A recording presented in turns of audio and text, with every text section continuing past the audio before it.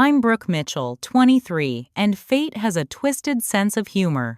5 years ago, my parents kicked me out of our Boston home on my 18th birthday to funnel every penny into my golden child sister Hannah's college fund.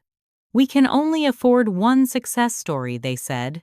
Today I'm sitting in a sleek Manhattan office reviewing resumes for an entry-level position at Apex Media, where I'm the youngest department head in company history. The next candidate walks in shoulders, slumped eyes downcast. My sister Hannah, degree in hand, desperately seeking her first job. Before I dive into this wild journey, let me know where you're watching from in the comments. If this story of family betrayal and sweet karma resonates with you, hit that like button and subscribe to join our community of survivors and thrivers. Trust me, you'll want to stick around to see how this interview ends. Growing up in our modest two-story house in a middle-class Boston neighborhood, I always knew something was off about our family dynamic. My parents, Catherine and James Mitchell, never tried to hide their preference for my younger sister Hannah. 3 years, my junior Hannah was the apple of their eye, their princess who could do no wrong. I still remember the Christmas when I was 12 and Hannah was 9. We both asked for new bikes. I received a second-hand model from a garage sale, while Hannah unwrapped a brand-new Schwinn with all the accessories. When I mentioned the disparity, my mother simply said, "Hannah needs more encouragement than you do, Brooke." That was their logic. I was self-sufficient, so I deserved less. Despite minimal parental support, I threw myself into academics. By senior year, I maintained a 4 gigapascals, captained the debate team, and earned a partial scholarship to Boston University. Meanwhile, Hannah struggled through basic classes despite the army of tutors my parents hired. For every C, Hannah brought home, my parents hired another specialist. For every A I earned, I received a distracted good job without even a glance up from their phones.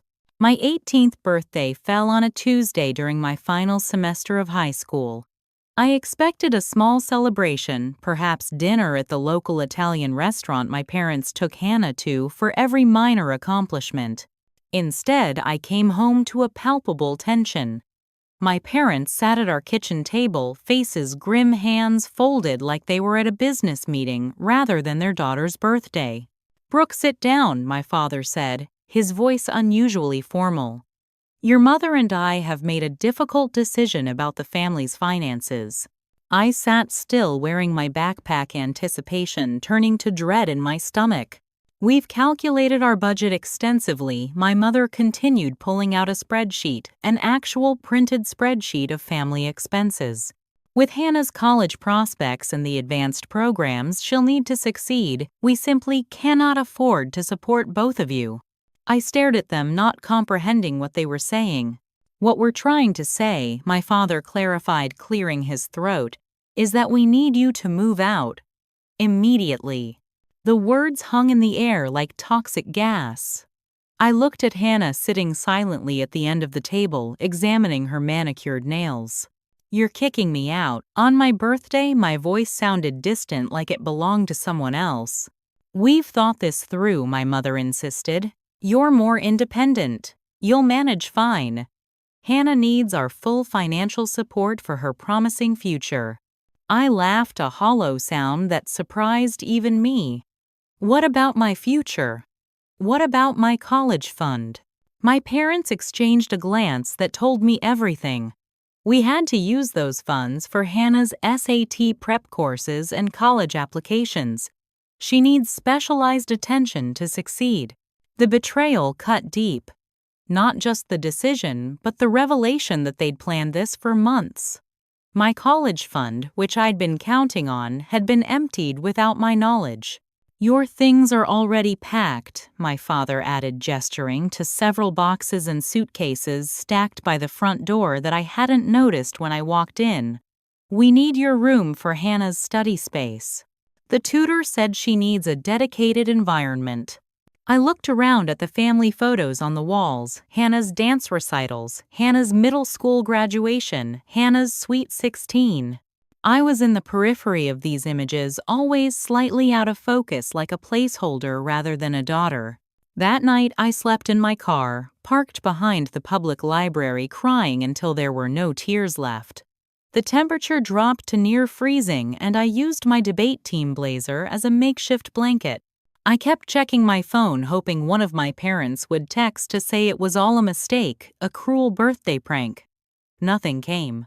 The next day at school, my English teacher, Miss Reynolds, noticed my wrinkled clothes and the dark circles under my eyes. After class, she asked me to stay behind. "Brooke, is everything all right at home?"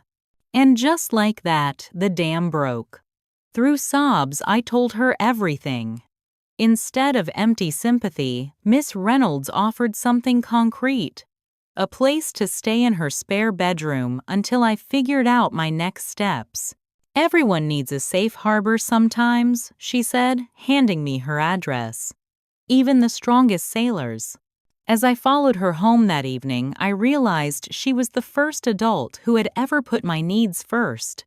She became my first unexpected ally in a world that had suddenly turned very cold. Finding affordable housing in Boston while finishing high school proved nearly impossible. After 2 weeks with Miss Reynolds, I found a room in a shared apartment with 3 college students.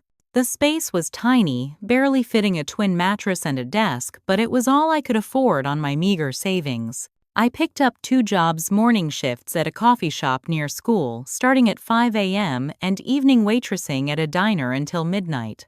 Between work and school, I averaged 4 hours of sleep on good nights. My straight-A average slipped to B's and occasional C's as exhaustion took its toll, but I refused to drop out.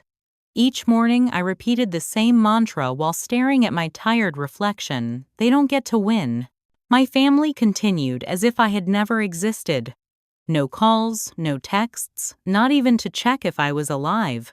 One Sunday morning, scrolling through social media during my coffee break, I saw new photos posted by Hannah, my parents taking her on college tours, smiling proudly with their arms around her shoulders. The caption read, "So blessed to have such supportive parents, number, college bound, number, family love." I threw up in the employee bathroom. Miss Reynolds remained my lifeline. She helped me apply for emergency financial aid and scholarship opportunities I didn't know existed. "Your circumstances have changed dramatically," she explained. "You now qualify as an independent student facing financial hardship." 3 months after being kicked out, I stood in the back of the auditorium during Hannah's high school graduation. I wasn't there to support her. I needed to see if my parents would even acknowledge my absence in their lives. They didn't. They cheered and took photos, my father lifting Hannah onto his shoulders like she was still a little girl instead of an 18-year-old woman. They looked happy, unburdened. I slipped out before they could see me. A week later, I received news that changed my trajectory. I'd won a partial scholarship to a state college. It wouldn't cover everything, but combined with student loans and my 2 jobs, I could make it work.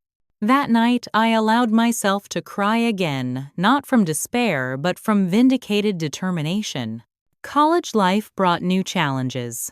I moved into a tiny studio apartment with 3 other students in similar financial situations. We created a makeshift privacy system with hanging sheets, each claiming a corner of the room. My section measured exactly 6 by 8 feet. I know because I counted the floor tiles that marked my territory. During orientation week, I met Rachel Chen, a computer science major who became the true friend I desperately needed. Unlike the shallow high school friendships that disappeared when my family drama unfolded, Rachel saw me at my worst and didn't flinch. My parents escaped China with nothing but the clothes they were wearing, she told me one night, over cheap ramen. They taught me that rock bottom is just the foundation you build upon. Just as I was finding my rhythm, disaster struck again. Budget cuts led to a reduction in my scholarship. The financial aid office delivered the news with bureaucratic indifference. I would receive 30% less than promised. The math was clear and cruel. I couldn't afford to continue without additional income. The weight of potential failure crushed me. I spent an entire day in bed calculating and recalculating numbers that refused to add up to a solution. Rachel dragged me to a campus media club meeting that evening, insisting I needed to stop marinating in misery. "Just come for the free pizza," she urged. "You can go back to your despair dungeon afterward." That meeting changed everything. The club advisor, noting my English major, asked me to help with content for the campus website. My first article about hidden financial costs of college went mini-viral within our university system. Local media outlets picked it up, and suddenly I discovered a talent for digital content creation that connected with readers. I started freelancing for local publications, writing evenings and weekends. Each published piece built my portfolio and supplemented my dwindling bank account. When a Boston lifestyle magazine featured my article about working through college, my byline caught my parents' attention. The text from my mother came on a Tuesday almost identical to the day they'd kicked me out. "Saw your article. You're doing well. We should catch up." No apology. No acknowledgement of abandonment. Just casual interest now that I showed signs of success. I typed and deleted a dozen responses before settling on radio silence. Their sudden interest wasn't about reconciliation, it was about associating themselves with my budding success. I blocked their numbers and focused on building my life without their conditional love. Junior year brought an unexpected turning point. My investigative piece on financial corruption in college textbook pricing went viral beyond our campus, catching attention from national media outlets. The article exposed how publishing companies artificially inflated prices through unnecessary new editions and code-locked digital content. 2 days after publication, I received an email that I initially thought was spam and interview request from Apex Media, one of New York's fastest-growing digital media companies. Their talent recruiter had read my article and wanted to discuss potential opportunities. I stared at my cracked phone screen, reading the email repeatedly to confirm it was legitimate. "They're flying you to New York," Rachel squealed when I showed her the email. "This is huge." I hesitated, calculating what accepting would mean. "But I haven't graduated yet. I still have 3 semesters left." Rachel grabbed my shoulders, her expression serious. "Brooke, education never ends, but opportunities do. Take the interview. Worst case, it's good practice and a free trip to New York." The Apex Media headquarters occupied 3 floors of a gleaming Manhattan skyscraper. I spent every penny I had on a professional outfit, a navy blue blazer and matching pants from a consignment shop, and arrived an hour early, heart-pounding. The interview with Apex's CEO, Mr. Harrington, was unlike anything I'd expected. A tall man with silver hair and intimidating intensity, he dispensed with traditional questions about my 5-year plan and greatest weaknesses. "Your article on textbook pricing showed something rare: investigative instinct, combined with audience awareness," he said, leaning back in his chair. "How would you approach similar topics for a national audience?"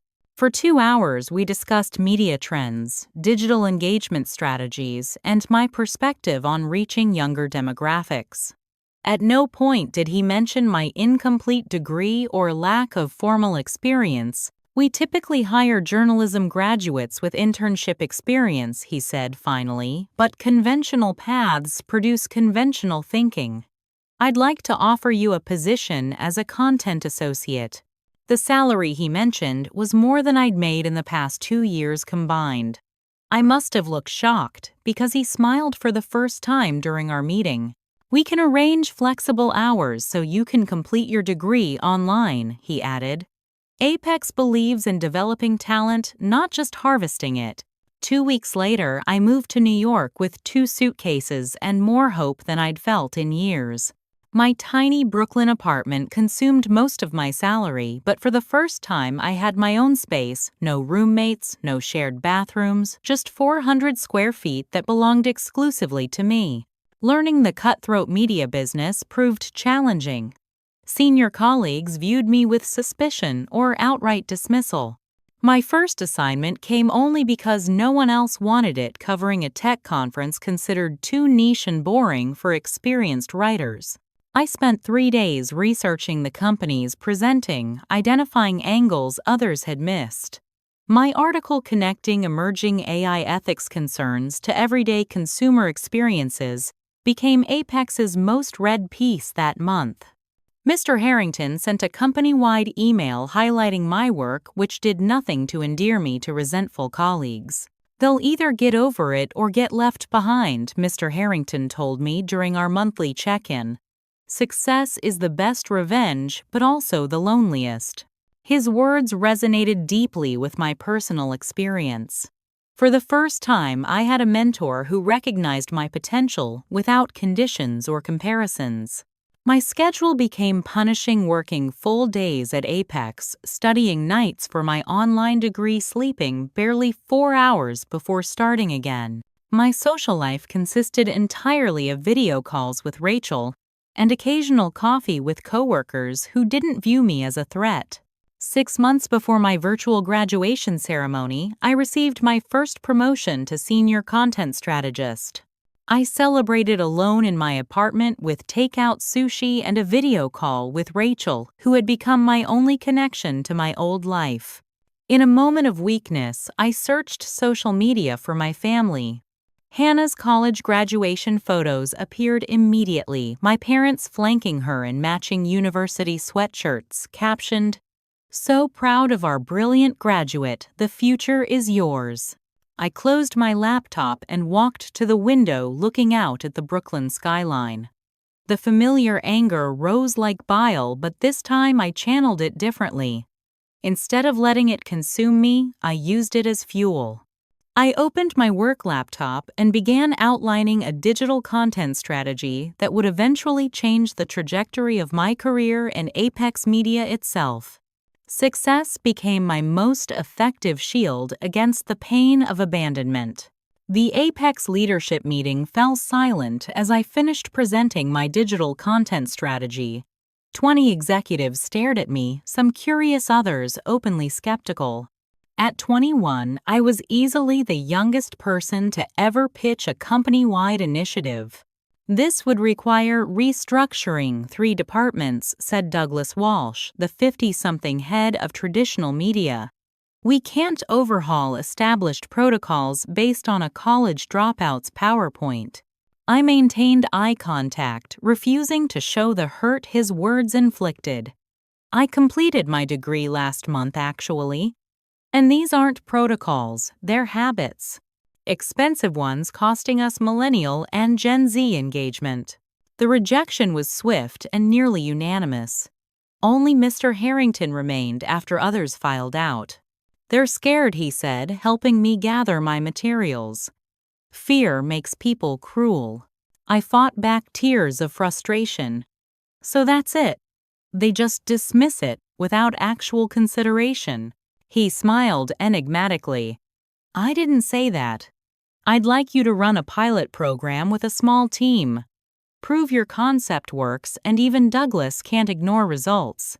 For the next 3 months, I worked double shifts, regular daytime hours, followed by nights and weekends developing my pilot project.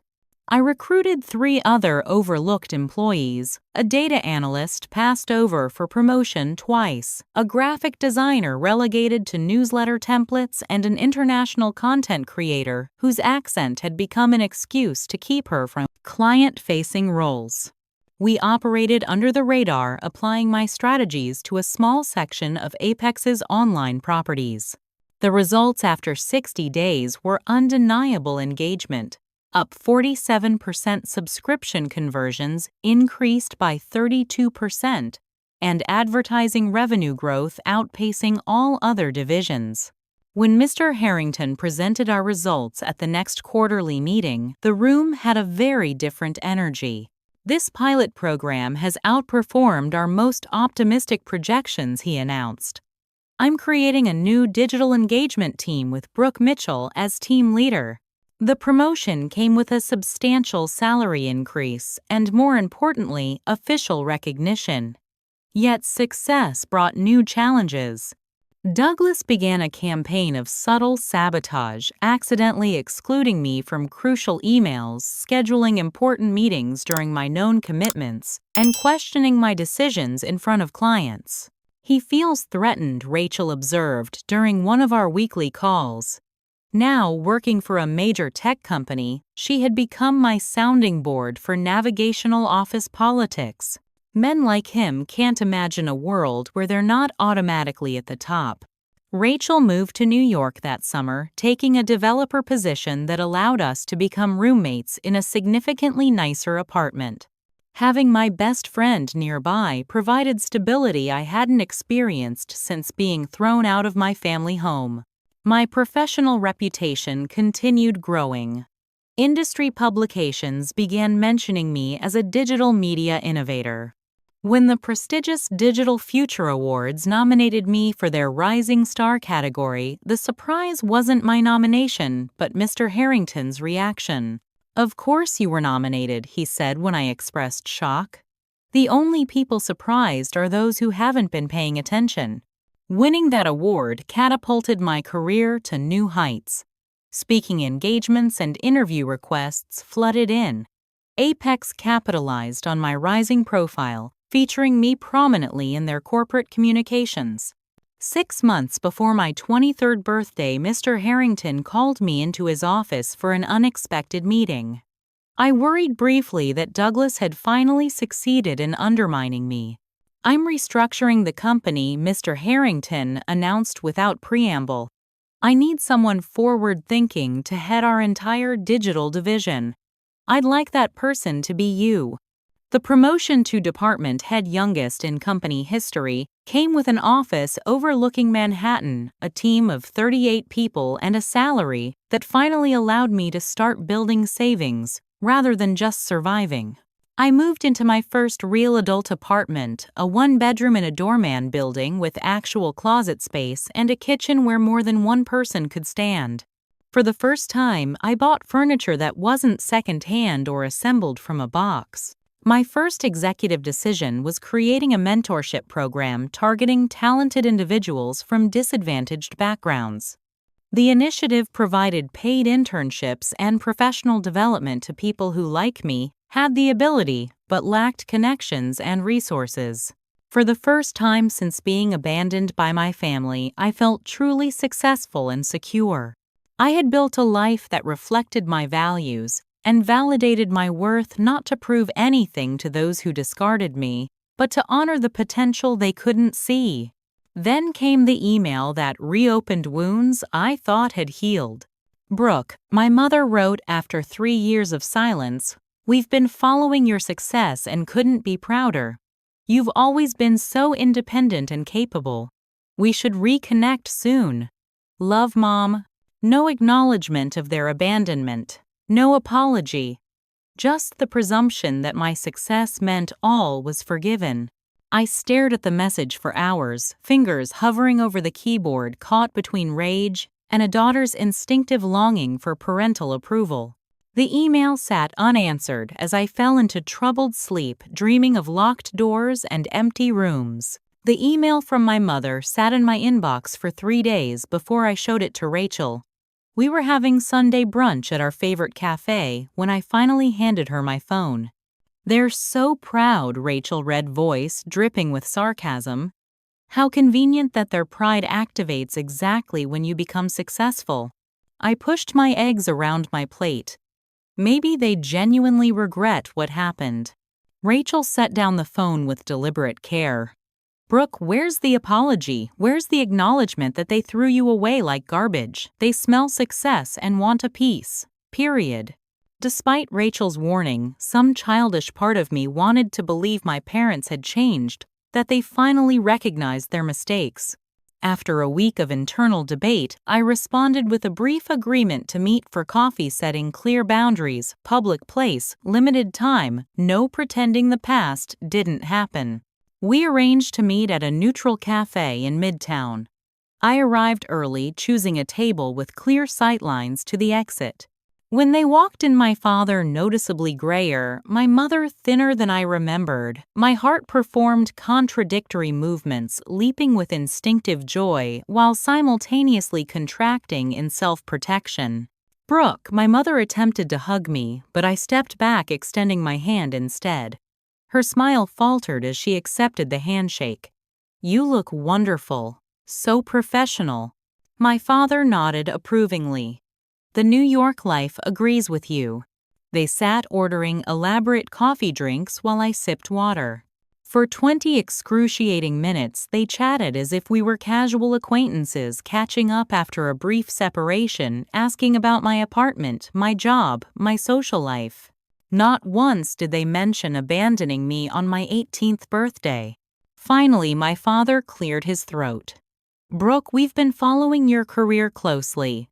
That award speech you gave was very impressive. You watched that? I asked, genuinely surprised. Of course, my mother interjected. We record all your television appearances. Hannah always tells us when you're mentioned in media publications.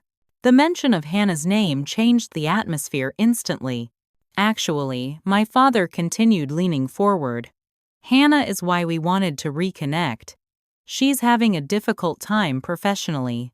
And there it was, the real reason for this reunion. Hannah majored in communications, my mother explained, pulling out her phone to show photos of Hannah's graduation. But she's struggling to find her path in the industry. My father nodded solemnly. We thought, given your position at Apex and your connections, you might help her find a suitable position in media. The audacity was breathtaking. I stared at them, waiting for some acknowledgement of the irony. They had kicked me out to focus all resources on Hannah and now wanted me to rescue her career. What exactly has Hannah been doing since graduation? I asked, keeping my voice neutral. They exchanged uncomfortable glances. She's been exploring options, my mother said vaguely, taking time to find her passion. For 2 years, I pressed. My father sighed heavily. There have been challenges. The job market is competitive, and Hannah's always been sensitive to pressure. Further questioning revealed the full picture. My parents had mortgaged their house twice to fund Hannah's education at an expensive private university. They had emptied their retirement savings for her gap year in Europe after graduation, expecting the experience would help her find direction. Hannah had attempted 3 unpaid internships, quitting each within weeks due to what my parents described as toxic work environments, but sounded more like basic entry-level expectations. We're in a difficult position financially, my father admitted finally. The investments we made in Hannah's future haven't panned out as expected. The subtext was clear. Having poured everything into their golden child with disappointing returns, they now turned to the daughter they discarded, hoping her success could bail them out. Let me understand, I said carefully. You kicked me out on my 18th birthday to direct all financial resources to Hannah. Now that I've succeeded, despite your abandonment, you want me to use my hard-earned position to help the very person you sacrificed me for. That's a very harsh characterization, my mother protested, tears forming. We made difficult choices for the family's overall benefit. For Hannah's benefit, I corrected. Not mine. Certainly not the family's. You were always stronger, my father insisted. We knew you'd land on your feet. I slept in my car for a week, I said quietly. Then a teacher's spare room. I worked 2 jobs while finishing high school. I nearly dropped out of college from exhaustion. I succeeded not because of your confidence in me, but despite your complete abandonment. My mother reached across the table, attempting to take my hand. I withdrew it to my lap. We're still family, Brooke, she pleaded, tears now falling freely. Family supports each other through difficulties. The irony was so thick I could hardly breathe through it. Family supported Hannah, I replied, standing and gathering my belongings. I had to become my own family. My father's expression hardened. So that's it. We made one mistake, and you'll punish us forever. Punish your sister. One mistake, I laughed without humor. You calculated my disposal like a business decision. You emptied my college fund without telling me. You packed my things before even discussing it with me. That wasn't a mistake, it was a strategy. I placed cash on the table for my untouched water. I wish you and Hannah well, but I won't be your backup plan. Please don't contact me again. The cab ride home felt liberating, as if I'd finally cut through a rope that had been slowly strangling me. For years, I'd carried the weight of rejection, trying to prove my worth. In that cafe, I'd finally understood their assessment of me had never been about my value, but about their own limitations. As the taxi pulled up to my building, my phone chimed with a text from an unknown number. "It's Hannah. I need to talk to you alone. Please." I agreed to meet Hannah at a quiet cafe in my neighborhood the following evening. Professional curiosity mixed with personal caution, I wanted to understand her perspective but had no intention of being manipulated a second time. She arrived 20 minutes late, looking nothing like the confident girl from social media photos. Her designer clothes seemed rumpled, her expression defeated. When she spotted me, she attempted a smile that didn't reach her eyes. "You look amazing," she said, sliding into the booth across from me. "I almost didn't recognize you. So corporate."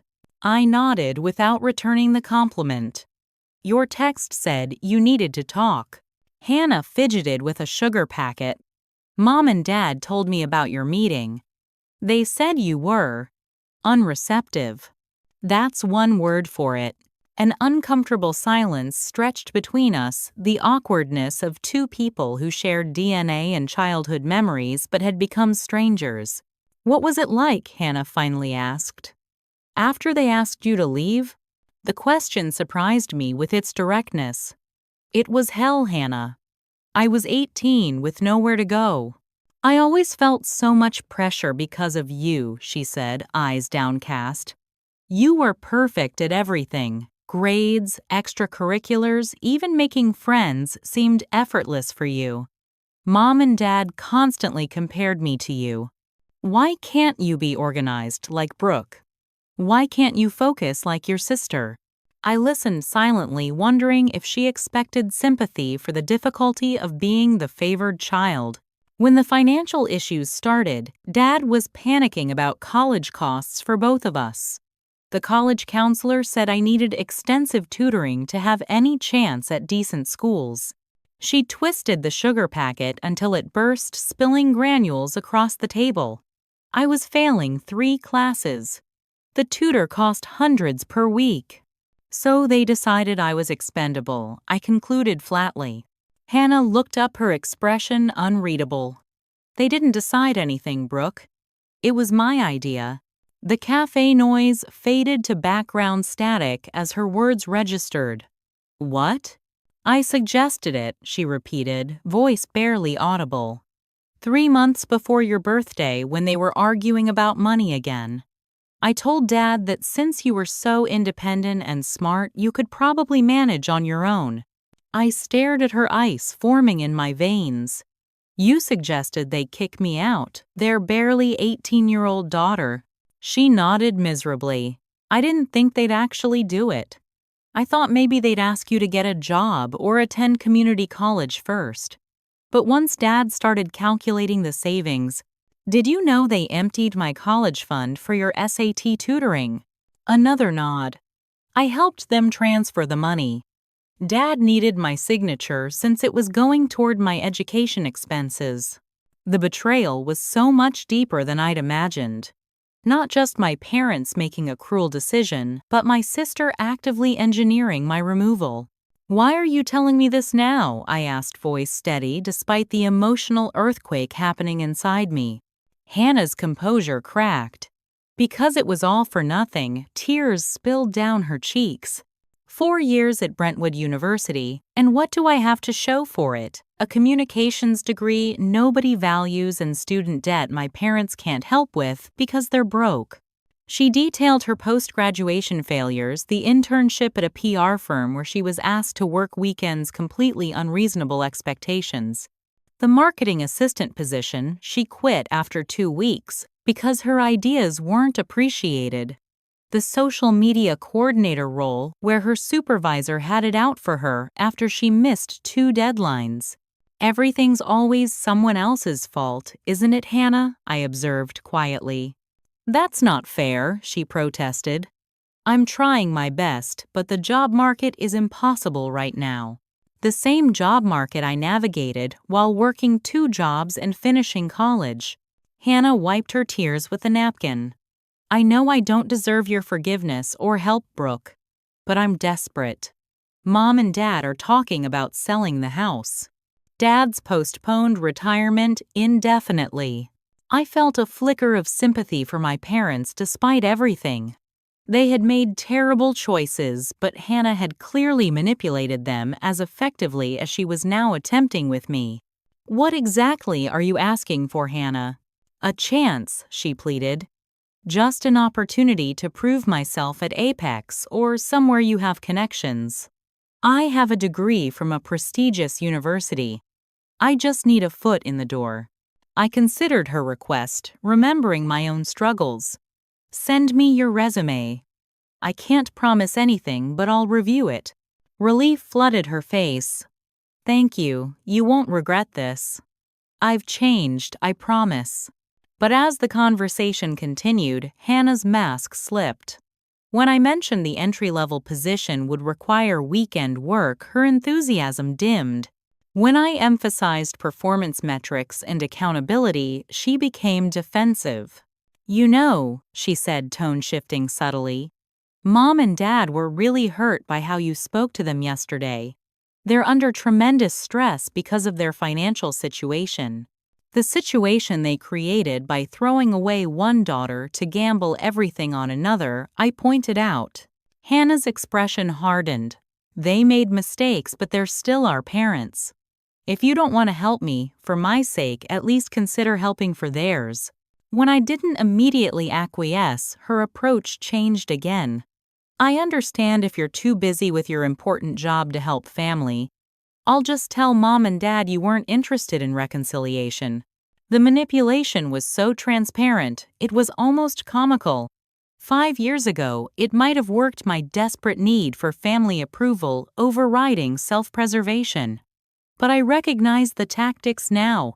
Hannah, I said, gathering my things, send your resume if you want it considered on its merits. But understand, this threats and guilt won't work on me anymore.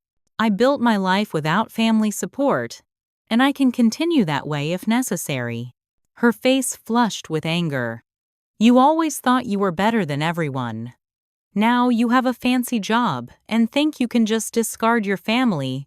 The projection was stunning in its lack of self-awareness. Goodbye, Hannah, I said, walking away from the toxic dynamic I'd escaped 5 years earlier. That night, I blocked her number along with my parents' contact information and social media accounts. Rachel found me on the couch, staring blankly at the ceiling. That bad? She asked, sitting beside me. I recounted Hannah's confession, each revealed detail, making Rachel's expression darken further. I knew they were terrible, but this is soap opera villain territory, she said when I finished. Your sister basically conspiracy theoried you out of your home. The worst part is some tiny piece of me still wants their approval, I admitted, tears finally coming. How pathetic is that? Rachel held me as I sobbed for the 18-year-old girl sleeping in her car, for the college student, working herself to exhaustion, and for the adult still carrying wounds that family should never inflict. It's not pathetic to want love from the people who were supposed to love you unconditionally, she whispered. But it's brave to recognize when that love comes with unacceptable conditions. The following week, I started therapy, something I'd avoided despite Rachel's gentle suggestions. As the therapist helped me untangle family dynamics and establish healthier boundaries, Mr. Harrington noticed the change in my demeanor. Personal growth often affects professional performance, usually for the better, he observed during our monthly check-in, though it rarely comes without discomfort. I nodded, surprised by his perception. I'm working through some family issues. Family, he said thoughtfully, is often defined by obligation rather than choice. I learned late in life that chosen family frequently provides what biological family cannot. It was the most personal statement he'd ever made, offering a glimpse of his own experiences. In that moment, I realized I had built a chosen family through friends like Rachel and mentors like Mr. Harrington, people who valued me for who I was, not for what they could extract from me. The healing process had finally begun. 2 months passed with no contact from my family. I threw myself into my new executive role, expanding Apex's digital footprint while developing my mentorship program for disadvantaged talent. The initiative had already brought remarkable individuals into our organization who might otherwise have been overlooked. April brought major expansion plans at Apex. Mr. Harrington announced the creation of several new departments, each requiring additional staff. As department head, I needed to hire 3 entry-level content associates for my team. The usual procedures apply, HR Director Janet Phillips explained during our planning meeting. All candidates receive initial screening through HR, followed by departmental interviews conducted by you or your designated team leaders. Rachel and I were having dinner that weekend when the topic of hiring came up. Watch your sister apply without realizing it's your department, she joked, pouring more wine. That would be the ultimate karmic boomerang. I laughed, dismissing the possibility. Hannah would never apply for an entry-level position. She expects to start at director-level minimum. Monday morning brought a mountain of resumes to my inbox, over 200 applications for 3 positions. I established a review committee of trusted team members to help identify promising candidates for interviews, planning to personally review their selections before finalizing the interview list. Friday afternoon, as I reviewed the committee's top 20 candidates, a familiar name froze me mid-scroll: Hannah Mitchell. I stared at the screen, convinced I was hallucinating from overwork. But there it was, my sister's resume, complete with her Brentwood University communications degree and sparse work history consisting primarily of independent consulting projects, a creative reframing of unemployment, and those brief, failed internships. The resume contained multiple exaggerations and outright fabrications. Hannah claimed leadership roles in organizations where she had been briefly employed and spearheaded initiatives that never existed. She listed proficiency in software I knew she had never used and included recommendation quotes from supervisors who had terminated her employment. My committee had flagged her application based solely on her claimed experience, unaware of our connection. They had placed her in the potential interview category, noting her prestigious education while questioning the lack of substantial work samples. I faced an ethical dilemma. Should I recuse myself entirely due to conflict of interest, reject her application without an interview, or proceed professionally despite our history? After an hour of deliberation, I visited Janet in HR to discuss the situation. "This is certainly unusual," Janet said, reviewing Hannah's application and my disclosure of our relationship. "Technically, company policy allows family members to work at Apex, though not in direct reporting relationships. What would you recommend?" I asked. "I want to handle this appropriately." Janet considered the question carefully. "Recuse yourself from the final hiring decision, but conduct the initial interview if she makes the cut. Document everything, have another team leader present, and ask standard questions only. Her application will be evaluated on merit by others afterward." I agreed to Janet's recommendation, though my stomach knotted at the thought of interviewing Hannah professionally while processing our personal history. That evening, I reviewed the interview schedule my assistant had prepared for the following week. Hannah was scheduled for Tuesday at 10 a.m., my first interview of the day. The universe apparently had a dark sense of humor. The weekend passed in anxious preparation. I reviewed standard interview questions, ensuring nothing could be construed as biased either for or against Hannah.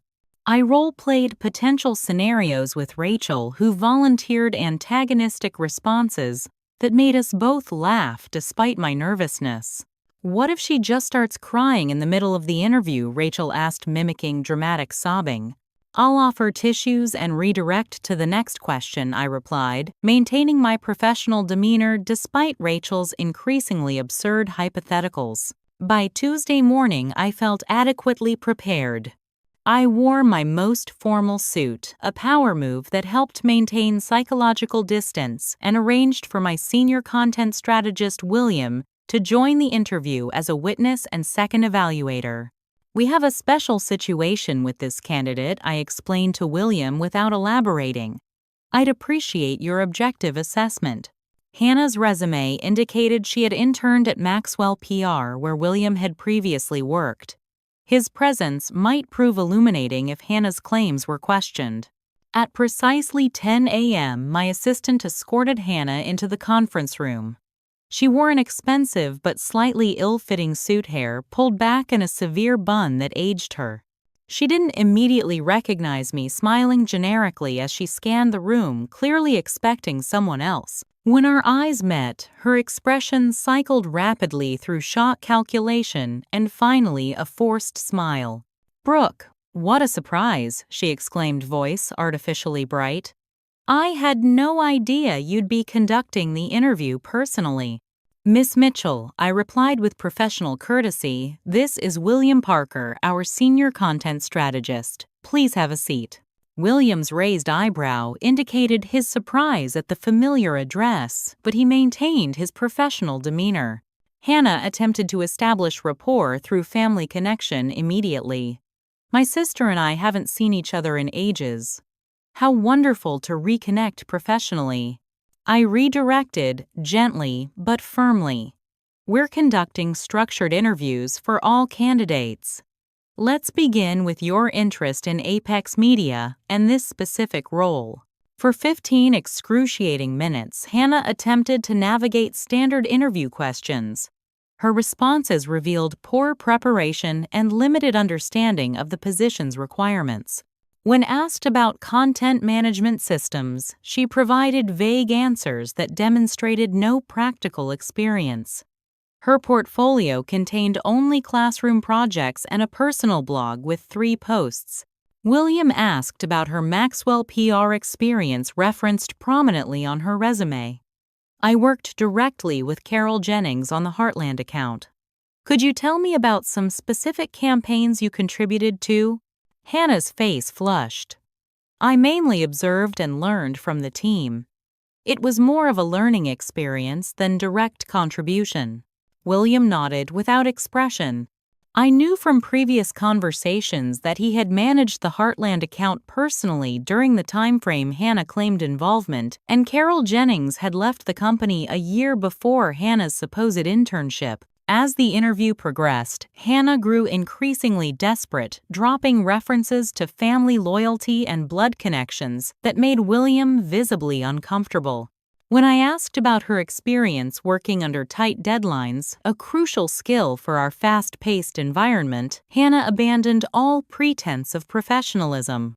"This is ridiculous," she snapped. "We both know you're only doing this to humiliate me. After everything our family did for you, this is how you repay us." William's eyes widened at the outburst. I maintained my composure, keeping my voice steady. "Miss Mitchell, all candidates are evaluated on their qualifications and responses. Would you like to answer the question about deadline management, or shall we move to the next topic?" "You think you're so much better than everyone," Hannah continued, voice rising.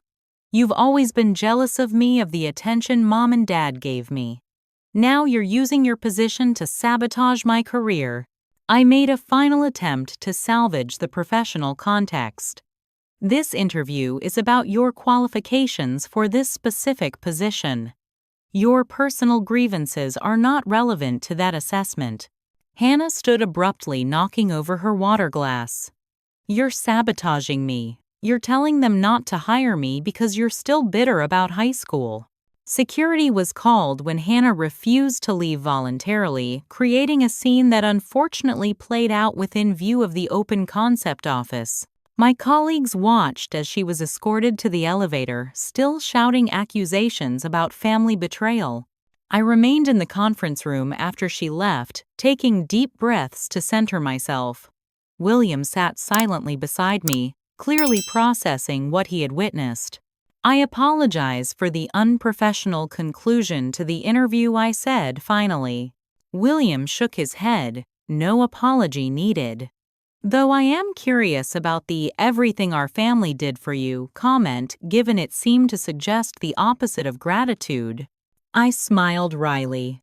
Family dynamics are complicated. Clearly, he agreed, gathering his notes. For what it's worth, even before the outburst, she wasn't qualified for an intern position, let alone content associate. Mr. Harrington called me into his office that afternoon. I entered with trepidation, uncertain whether Hannah had contacted him with complaints. I heard there was some drama in the Mitchell department today. He began gesturing for me to sit. Janet filled me in on the basics. Family can be the greatest support or the heaviest anchor. I nodded, unsure how to respond. I knew she was your sister, he continued, surprising me. I saw the same distinctive spelling of your unusual middle name on both your employment documents. When her application came through HR, I was curious how you would handle it. You were testing me, I realized, not entirely pleased by the revelation. Observing, not testing, he corrected. Leadership isn't just about strategic decisions, it's about maintaining integrity during personal challenges. You could have quietly removed her application or created reasons to reject her. Instead, you followed proper protocols despite difficult circumstances. His approval meant more than I wanted to admit. Thank you for your confidence. The position isn't quite right for her current qualifications, he said, with deliberate understatement, but I'm told there's an opening in the mailroom if she's interested in building skills from the ground up. I appreciated the gesture, though I knew Hannah would consider mailroom work beneath her. I'll pass along the information if appropriate contact occurs. As I turned to leave, Mr. Harrington added, Brooke, sometimes the family we create through choices matters more than the one we're born into. Remember that when the inevitable guilt surfaces, his insight, so similar to my therapist's recent guidance, reinforced that I had indeed found a chosen family among those who valued my authentic self. The morning after Hannah's disastrous interview, I arrived early to prepare for an executive strategy meeting. My assistant intercepted me at the elevator. There's a situation in reception, she said, her typically calm demeanor noticeably strained. A couple claiming to be your parents is demanding to see you. Security called up when they refused to leave without speaking to you directly. They're saying it's a family emergency. My stomach dropped. I had naively hoped Hannah's interview fiasco would end our dysfunctional family drama, but apparently it was just beginning. Have security bring them to conference room 3, I instructed. Tell them I'll be there in 10 minutes. Those 10 minutes were spent centering myself and calling Rachel for moral support. They're here at my office, I explained hurriedly. Hannah must have called them after yesterday. Do you want me to come? Rachel offered immediately. I can be there in 20 minutes. I declined gratefully but asked her to remain on standby. Then I called William, requesting his presence as a professional witness. This may get messy, I warned him. You're under no obligation to attend. I'll be there, he responded without hesitation. Conference room 3 right. When I entered the conference room, my parents were pacing anxiously. My father's face flushed with anger upon seeing me, while my mother's eyes were red from crying. What kind of cruel game are you playing? My father demanded before I could speak. Humiliating your sister during a job interview. Having security escort her out like a criminal. I remained standing, maintaining physical and emotional distance. Hannah was treated exactly like any candidate who becomes disruptive during an interview. No special treatment, positive or negative. She said you asked inappropriate questions to embarrass her, my mother interjected, dabbing at her eyes with a tissue. The interview was conducted with standard questions asked of all candidates with another team member present as witness, I explained calmly. Hannah was unprepared, unqualified, and ultimately unprofessional. William entered, nodding politely to my parents before standing beside me in silent support. You're still punishing her for your childhood jealousy, my father accused, voice rising. You finally got some power, and now you're using it for revenge. Several colleagues walking past the glass-walled conference room slowed to observe the confrontation. I was painfully aware that my professional reputation was at stake. Mr. and Mrs. Mitchell, I said formally, this is a place of business, not a venue for family disagreements. If you have concerns about our hiring processes, you're welcome to file a formal complaint with HR. We're not leaving until you agree to give Hannah a fair chance, my father insisted, his volume increasing further. You owe your family that much. I owe my family nothing, I replied, keeping my voice measured despite my racing heart. You made that very clear when you calculated my value and found me expendable. My mother stepped forward, tears flowing freely now. We made mistakes, Brooke. We're not perfect parents. But punishing Hannah for our decisions isn't fair. This isn't punishment, I clarified. Hannah received the same evaluation process as every other candidate.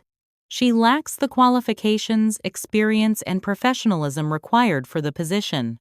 More colleagues had gathered outside, pretending to discuss work while obviously eavesdropping.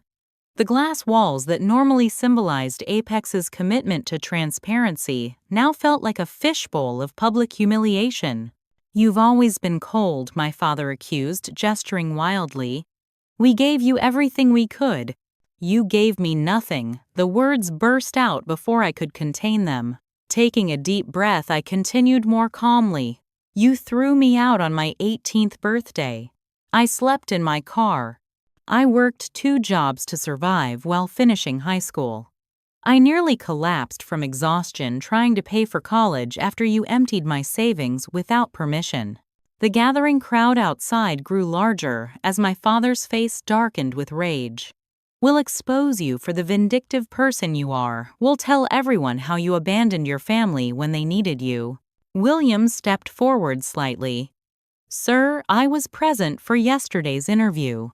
Your daughter Hannah claimed experience she doesn't have, provided false references, and became verbally abusive when questioned about discrepancies in her resume. My parents glanced at each other, their narrative clearly disrupted by this third-party account. You don't understand our family situation. My mother attempted her manipulation tactics, shifting. Brooke, please. We're struggling financially. Your father's had to postpone retirement. The house is mortgaged to the limit. Hannah's devastated by another rejection. The situation you're describing, I observed quietly, is the direct result of choices you made 5 years ago. You gambled everything on Hannah and discarded me as worthless. That calculation proved incorrect, but the consequences belong to you, not me. My father's face contorted with a mixture of anger and desperation. So that's it. You're just going to watch your family suffer when you could help. What kind of person have you become? The kind who recognizes toxic relationships and enforces boundaries, I replied.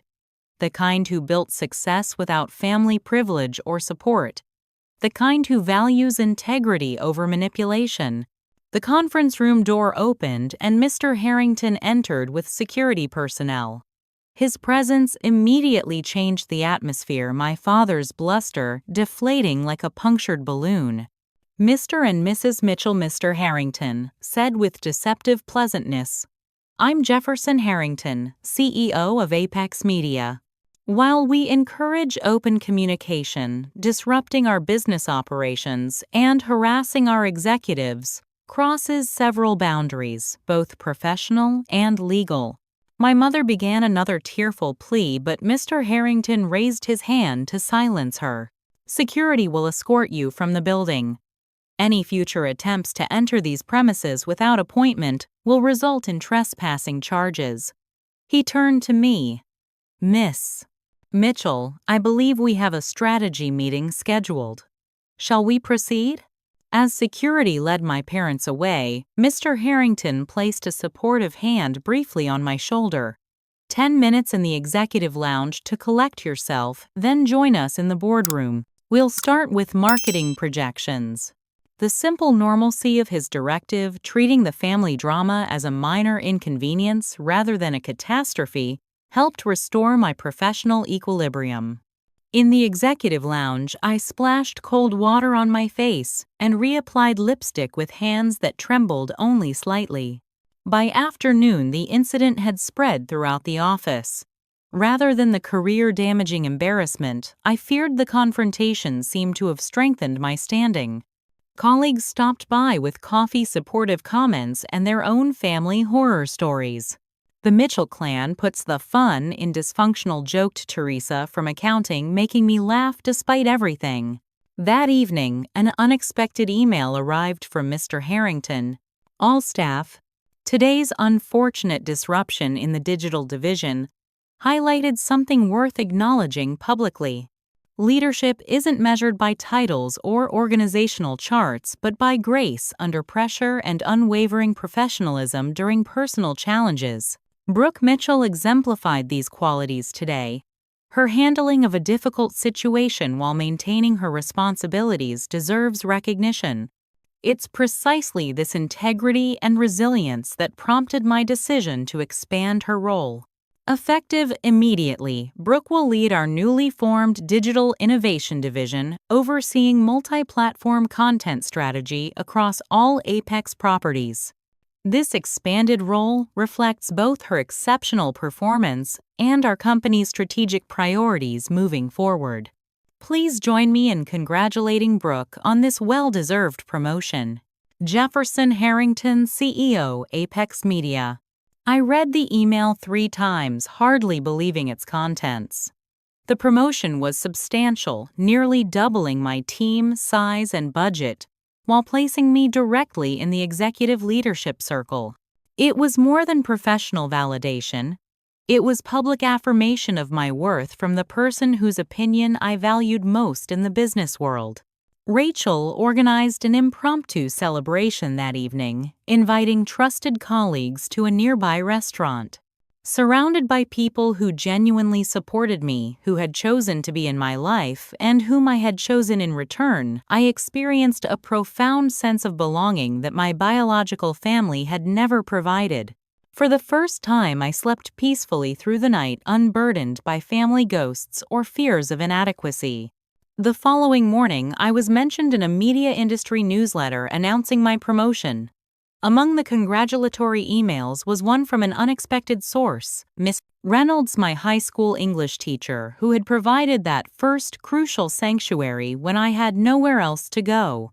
"I always knew you would soar once free of the weights holding you down," she wrote. "Your success is entirely of your own making, and all the more valuable for it." I smiled at her message, remembering her kindness during my darkest days. An idea formed the perfect addition to the mentorship program I was developing. I immediately sent her a response, asking if she might consider a consulting position, helping with educational outreach. The cycle of support had come full circle.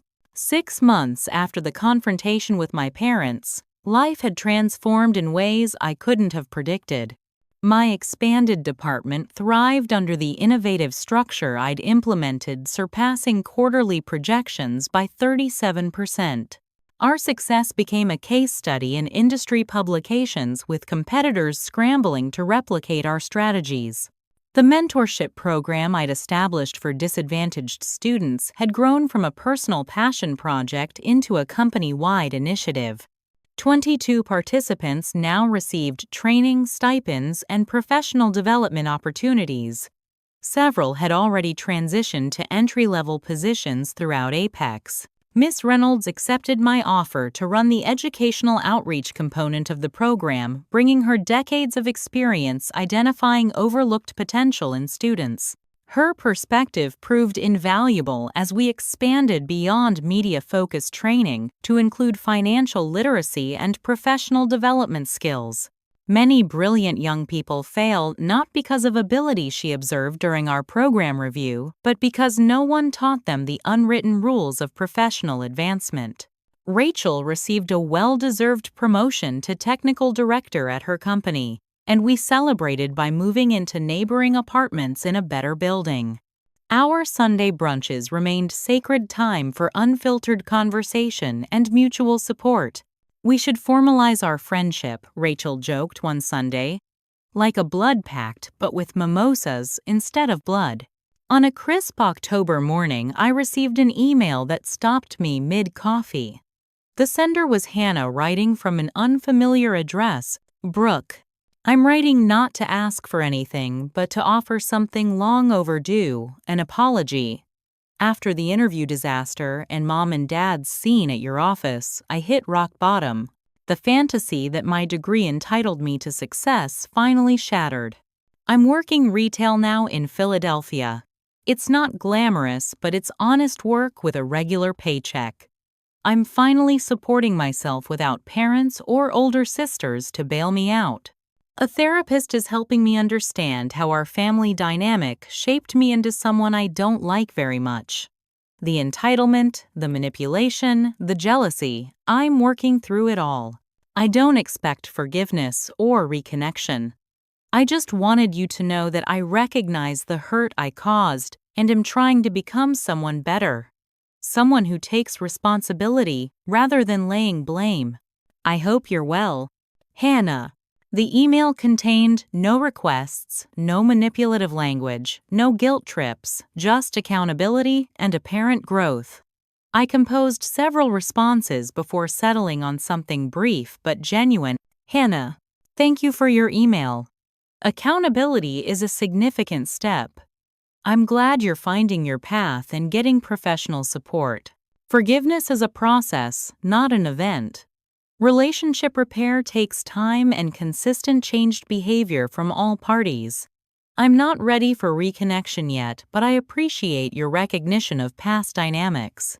I wish you well in your journey. Brooke." My therapist had helped me recognize that while forgiveness might eventually be possible, trust required rebuilding from the ground up. Family relationships could potentially be reconstructed, but never on the same dysfunctional foundation. Personal growth extended beyond family dynamics. After years of focusing exclusively on career advancement and financial security, I had finally started dating someone, a literary editor named Jamie, who respected my independence and ambition while offering genuine emotional support. "Your family story isn't that different from some classic literature," Jamie observed one evening over dinner. "The rejected child who succeeds against overwhelming odds while the favored one falters. It's practically Dickensian." I laughed at the literary framing. Except I'm writing my own ending. Professional achievements continued accumulating. When Mr. Harrington announced his planned retirement, he named 3 potential successors for eventual consideration, including me. Though the transition was at least 2 years away, the mere suggestion of such advancement verified how far I'd come from that terrified 18-year-old sleeping in her car. In November, I received an unexpected honor, an invitation to deliver the keynote address at the Digital Media Innovation Awards. Standing at the podium before hundreds of industry leaders, I spoke not about metrics or strategies, but about creating authentic paths when traditional routes are blocked. "Success isn't always built on privilege and connections," I told the audience. "Sometimes it's constructed from necessity, resilience, and the determination to define your own worth when others have miscalculated it." I spoke about redefining family beyond blood relationships, building connections based on mutual respect and genuine care rather than obligation or manipulation. The standing ovation that followed suggested my message resonated far beyond my personal experience. After the ceremony, a journalist from Industry Today approached about featuring my journey in their Pathmakers series. Initially hesitant to expose personal vulnerability in a professional context, I ultimately agreed after consulting with my therapist. Sharing your story might help others from similar backgrounds, she pointed out.